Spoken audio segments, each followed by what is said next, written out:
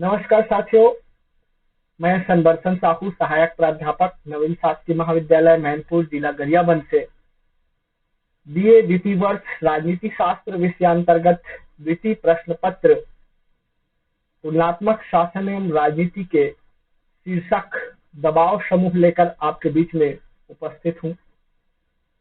आइए हम दबाव समूह के बारे में विस्तृत चर्चा करते हैं।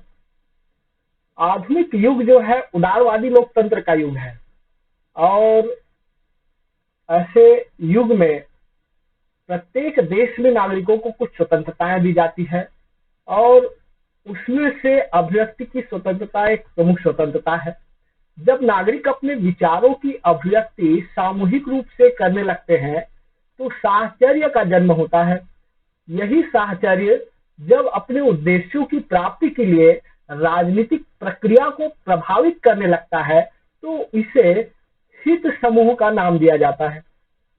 जब यह हित समूह सरकार की निर्णय प्रक्रिया पर अपना दबाव बनाने में सफल हो जाता है तो उसे दबाव समूह की संज्ञा दी जाती है। आज ये दबाव समूह प्रत्येक देश में किसी न किसी रूप में विद्यमान है। साथियों, इनका जन्म सर्वप्रथम अमेरिका में हुआ।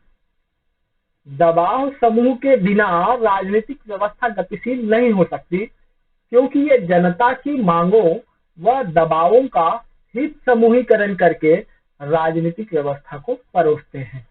आज Bharat, America, England, France, Israel, इन सब देशों में इनकी महत्वपूर्ण भूमिका बनी हुई है। आइए हम देखते हैं कि दबाव समूह का अर्थ क्या है। तो साथियों, साधारण शब्दों में दबाव समूह लोगों के उस संगठित समूह को कहा जाता है जो अपने सदस्यों के हितों की सिद्धि के लिए सरकार की निर्णयकारिता को प्रभावित करता है। एक बार फिर से, लोगों के उस संगठित समूह को कहा जाता है जो अपने सदस्यों के हितों की सिद्धि के लिए सरकार की निर्णयकारिता को प्रभावित करता है। यद्यपि दबाव समूह के लिए कुछ विद्वान हित समूह का भी प्रयोग करते हैं, लेकिन बिना राजनीतिक प्रक्रिया को प्रभावित किए कोई भी हित समूह दबाव नहीं कहला सकता। हित समूह में प्रभावकारिता की शक्ति आ जाने पर ही वह दबाव समूह का रूप ले लेता है। कुछ परिभाषाओं पर विचार करते हैं।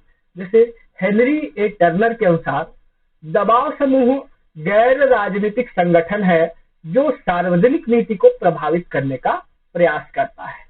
ऐसे ही मायरन वीनर के अनुसार हित अथवा दबाव समूह ऐसा ऐच्छिक समूह है जो प्रशासकीय ढांचे से बाहर रहकर सरकारी कर्मचारियों के नामांकन अथवा नियुक्ति, सार्वजनिक नीति के निर्माण, उनके प्रशासन और निर्वाचन को प्रभावित करने का प्रयास करता है। और भी बहुत सारे परिभाषाएं हैं। जैसे हिटनर तथा हरवोल के अनुसार दबाव समूह सामान्य उद्देश्यों वाला कोई ऐसा व्यक्तियों का समूह है जो सार्वजनिक नीति को प्रभावित करके राजनीतिक गतिविधियों द्वारा अपने उद्देश्य पूरा करना चाहता है।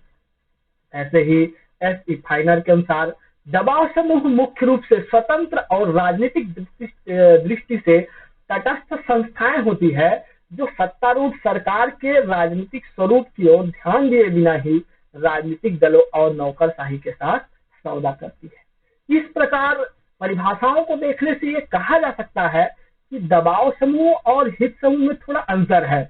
अपने प्राथमिक स्वरूप में प्रत्येक दबाव समूह एक हित समूह होता है। जब वह अपने संगठित रूप में सरकार की नीतियों को प्रभावित करने में सफल हो जाता है तो वह दबाव समूह की श्रेणी में आ जाता है। क्योंकि हित समूह भी सरकार की नीतियों को प्रभावित करने का प्रयास करते रहते हैं, इसी कारण उनको प्रायः दबाव समूह ही समझ लिया जाता है। लेकिन साथियों, हम थोड़ा सा दबाव समूह और हित समूह के अंतर को समझ लेते हैं। कुछ अंतर है, साधारण सा अंतर है, समझिएगा। हित समूह जो है अनुनयनी तरीके से काम करते हैं, अर्थात सरकार से प्रार्थना करते हैं। इसके विपरीत जो दबाव समूह होते हैं वो अपने हितों की पूर्ति के लिए सरकार पर दबाव के तरीके प्रयोग करते हैं। हित समूह जो है राजनीति से प्रत्यक्ष संबंध नहीं रखते, जबकि दबाव समूह राजनीतिक गतिविधियों से प्रत्यक्ष संबंध रखते हैं और सदैव राजनीतिक प्रक्रिया को प्रभावित करने की चेष्टा भी करते रहते हैं।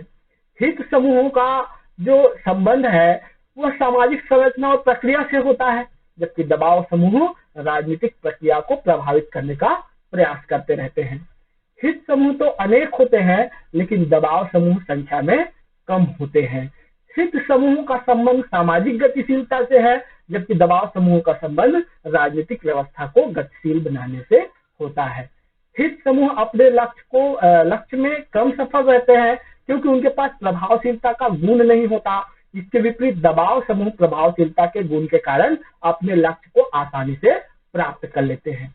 तो इस प्रकार कहा जा सकता है कि हित और दबाव संबंध में कुछ अंतर है। इन दोनों का समानार्थी प्रयोग ही आजकल होता आया है और बहुत सारे विद्वान जो है इनको एक ही मानते हैं। थोड़ा सा अंतर आपको ध्यान में रखना है। साथियों, अब हम लोग थोड़ा सा चर्चा दबाव समूह और राजनीतिक दल में क्या अंतर है इस पर भी कर लेते हैं। इससे स्पष्ट हो जाएगा कि दबाव समूह वास्तव में है क्या।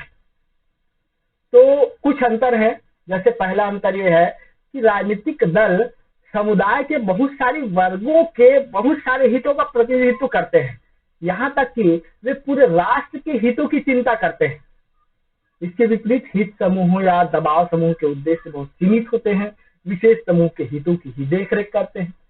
दूसरा अंतर है राजनीतिक दल सत्ता प्राप्त करने का प्रयास करते हैं, जबकि दबाव समूह सत्ता सरकार को प्रभावित करने तक ही सीमित रहते हैं। तीसरा अंतर यह है कि राजनीतिक दलों के संगठन का आधार व्यापक होता है, जबकि दबाव समूह का संगठन सीमित होता है। तो इस प्रकार ये अंतर है। चौथा अंतर यह है कि राजनीतिक दलों की स्पष्ट राजनीतिक विचारधारा होती है, दबाव समूह की कोई राजनीतिक विचारधारा या कार्यक्रम नहीं होता है। पांचवा है राजनीतिक दल चुनाव में अपने प्रत्याशी खड़े करते रहते हैं, जबकि दबाव समूह प्रत्याशी खड़े नहीं करते हैं, प्रत्याशियों की मदद करते हैं। छठवा है राजनीतिक दल एक राजनीतिक संगठन है, जबकि दबाव समूह गैर राजनीतिक संगठन होता है। अगर और अंतर की बात करें तो एक व्यक्ति एक ही समय में केवल एक ही राजनीतिक दल का सदस्य होता है, लेकिन एक ही समय में एक व्यक्ति जो है बहुत सारे दबाव समूह हित समूह का सदस्य हो सकता है। अगला अंतर देखें तो राजनीतिक दल सरकार के अंदर तथा बाहर दोनों जगह कार्य करते हैं, जबकि दबाव समूह सरकार के बाहर ही कार्य करते हैं। राजनीतिक दल दीर्घकालिक लक्ष्य रखते हैं, जबकि दबाव समूह के लक्ष्य अल्पकालिक होते हैं। इसी कारण राजनीतिक दलों की तुलना में उनकी प्रकृति कम स्थायी होती है। राजनीतिक दलों का कार्य क्षेत्र व्यापक होता है और दबाव समूह का संबंध मानव जीवन के किसी विशेष पहलू से होता है। तो इस प्रकार कहा जा सकता है कि दबाव समूह और राजनीतिक दलों में काफी अंतर है, दोनों एक दूसरे के पूरक हैं। अब हम चर्चा कर लेते हैं दबाव समूह की विशेषताओं पर, जिससे हमको दबाव समूह और अच्छे से समझ में आ जाए। जैसे दबाव समूह औपचारिक रूप से संगठित व्यक्ति समूह होता है। दबाव समूह का निर्माण का आधार स्वहित होता है, इसका ध्येय इसी की प्राप्ति करना इसका ध्येय भी होता है। सरकार में भाग नहीं लेते, लेकिन अप्रत्यक्ष रूप से सरकार की नीतियों को प्रचारित करते हैं। इनकी सदस्य संख्या उद्देश्य चुनाव आदि की दृष्टि से राजनीतिक दल से अलग होता है। दबाव समूह का कार्य क्षेत्र राजनीतिक दलों की तुलना में सीमित होता है। सरकार पर अपना प्रभाव राजनीतिक दलों के माध्यम से ही दबाव समूह डालते हैं। दबाव समूह सभी प्रकार की राजनीतिक व्यवस्थाओं में पाए जाते हैं, इसी कारण इनकी प्रकृति सर्वव्यापी होती है। दबाव समूह की सदस्यता ऐच्छिक होती है, एक व्यक्ति एक समय में अनेक दबाव समूह का सदस्य बन सकता है।